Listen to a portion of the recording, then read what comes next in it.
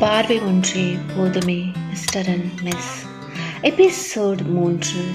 மொபைலில் கார்த்திக்கின் முகத்தை பார்த்தால் கண்கள் தன்னால் கலங்க ஆரம்பித்தது. மொபைலை எடுத்து சார்ஜில் போட்டாலே தவிர அம்மா அனுப்பியதை பார்க்கவில்லை. மெதுவாக காலை தரையில் வைத்து தன் தலைமுடிகளை எல்லாம் ஒன்றாக தன் விரல்களால் கோதி கொண்டை போட்டாள். ஓரிரு முடி வெளியே வந்து தொங்கியது அவள் முகத்திற்கு முன்னே. அதையும் எடுத்து தன் காதுகளுக்கு இடுக்குள் திணித்தாள். பாத்ரூம் போனாள். ஃப்ளஷ் செய்து விட்டு வந்து முகத்தை அலம்பியபடியே கண்ணாடியில் முகத்தை பார்த்தாள்.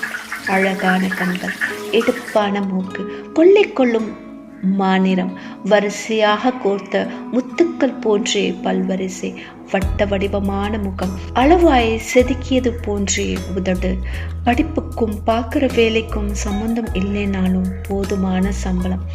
மாடர்னுக்கு மாடர்ன், ஹோம்லிக்கு ஹோம்லி என்று தன்னை சுற்றி இருக்கும் நட்பு வட்டாரங்கள் அடிக்கடி அவளை சொல்லி அவள் கேட்டதுண்டு. தேவையில்லாமல் வார்த்தைகளை பேசுவதும் இல்லை. நான் என்ன பண்ண?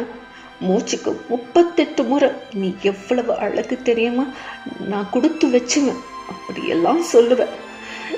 எங்கதான் போன, என்னதான் ஆச்சு? அவளும் அவனுடைய எல்லா சோசியல் மீடியா ஆப்லையும் அவனை போய் பார்த்து விட்டாள். எல்லாமே க்ளோஸ் பண்ணி இருக்கு.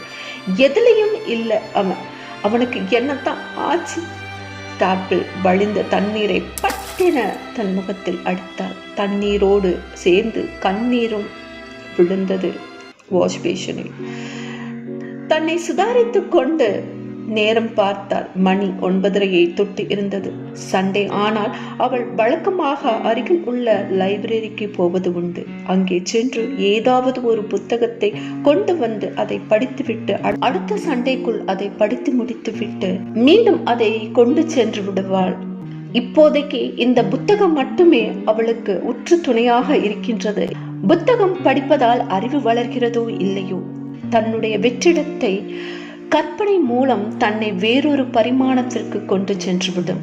எல்லா நினைவுகளையும் மறக்க செய்து அதனுடன் என்னை இணைத்துக் கொள்ளும் என்பதனை மறுக்க முடியாது.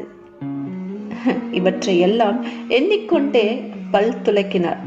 பல் துலக்கியவள் ஃப்ரிட்ஜ் திறந்து பாலை எடுத்து பாத்திரத்தில் ஊற்றினாள். டாப் தண்ணீரை பிடித்து பால் சிறிதளவு ஊற்றி தண்ணீரையும் ஊற்றி அடுப்பில் வைத்தாள். மீண்டும் ஃப்ரிட்ஜ் திறந்து 2 பிரெட் துண்டுகளை வெளியே எடுத்துவிட்டு ஃப்ரிட்ஜை மூடினாள். அடுப்பை ஆன் செய்து தவாவை வைத்து பிரெட் துண்டுகளை போட்டு சூடாக்கினாள். அதை ஒரு தட்டில் வைக்க அதற்குள் பால் பொங்கி வர அதை சிம்மில் வைத்துவிட்டு அருகில் இருந்த இடுக்கியை எடுத்து ஒரு கண்ணாடி கிளாஸில் பாலை ஊற்றி அதில் கொஞ்சம் சர்க்கரையையும் போட்டு ஸ்பூன் கொண்டு நன்றாக மிக்ஸ் செய்து தட்டையும் கிளாஸையும் அப்படியே ஹாலுக்கு கொண்டு சென்று அங்கு டீப்பாவில் வைத்துவிட்டு அங்கே போடப்பட்டிருக்கும் கிரே கலர் சோஃபாவில் அவள் உட்கார்ந்தாள். அவள் பாலை குடிக்க,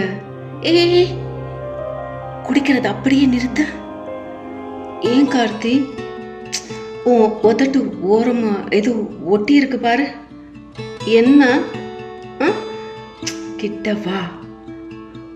அவன் அருகே தன் முகத்தை கொண்டு செல்ல, இதோ இங்கதான். என்ன இருக்கு? லேசா திரும்ப. அவள் முகத்தை திருப்ப அவன் முத்தமிடுவதற்காக தன் முகத்தை அவள் அருகே கொண்டு போக அவள் சற்றென்று கையை தடுத்து,